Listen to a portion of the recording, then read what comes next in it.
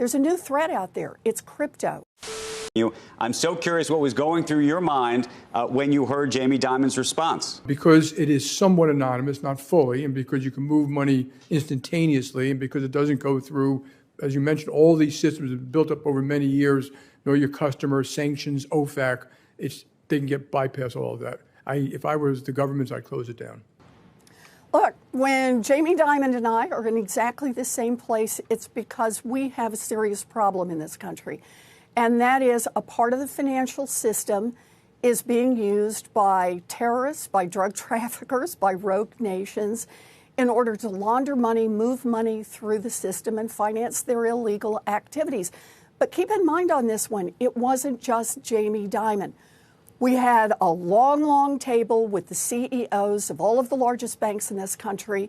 And when I asked the question, should the rules that apply to their banks, and by the way, also apply to stockbrokers and gold traders and credit card companies and credit unions and all the other financial transactors, should those same rules to deal with drug trafficking and terrorism financing and rogue nation financing, should the same rules be put in place? Every single one of them said, absolutely. So what this tells me is it's time for Congress to act. Let me ask you, beyond Congress acting, there's a big question mark over whether the SEC is going to act on whether, for example, a Bitcoin ETF will ultimately get approved, which would expand access for Americans all over the country, potentially, to invest in Bitcoin. You've probably watched the price of Bitcoin has risen quite materially, even in the past several months, in large part on the back of that expectation. You know Gary Gensler very well. Do you have any expectation that something like that would take place, and would you support it? So I don't want to speculate on what the SEC is doing here. I really want to draw an important distinction, and that is the SEC principally is talking about regulation, the kind of monitoring the platforms, the markets, make sure that there's adequate consumer protection, an issue that is built into the DNA of the SEC. It's an important thing to do. It's absolutely something they should do.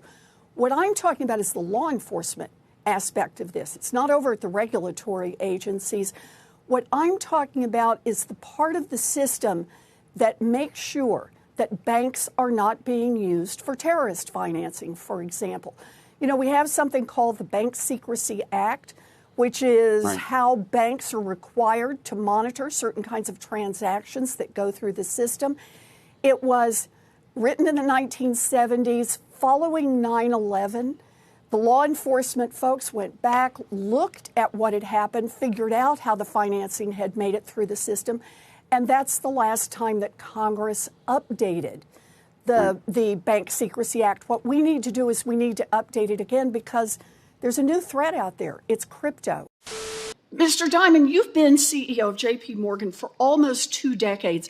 Can you explain why crypto is such an attractive financial tool for terrorists, drug traffickers, and rogue nations? I've always been deeply opposed to crypto, Bitcoin, et cetera. You pointed out the only true use case for it is criminals, drug traffickers, anti-money laundering, tax avoidance, and that is a use case because it is somewhat anonymous, not fully, and because you can move money instantaneously, and because it doesn't go through, as you mentioned, all these systems have built up over many years, know your customer, sanctions, OFAC, they can get bypass all of that. If I was the government, I'd close it down. Okay, well, that's what we're going to talk about. Because last week, federal law enforcement asked Congress to update the banking laws, saying, quote, "We cannot rely on statutory definitions that are decades old to address the illicit finance risks that we face in 2023. And these law enforcement officials specifically called out the use of crypto to finance terrorist attacks. Now, the laws clearly need to be updated, but crypto lobbyists are working overtime to block any legislation. They claim crypto is special and it shouldn't have to comply with the Bank Secrecy Act, even if that means letting terrorists and drug traffickers and ransomware criminals and rogue nations move billions of dollars totally unrestricted. So I'd like to go down the line here. Maybe I can start with you, Mr. Scharf. Do you think that crypto companies facilitating financial transactions should have to follow the same anti-money laundering rules that your bank has to follow? Absolutely, Senator. Okay, I like absolutely. Let's go on down the line. Mr. Moynihan? Absolutely. Okay. Absolutely, All right. positively, certainly. Unanimous, absolutely. All right. Absolutely. Absolutely.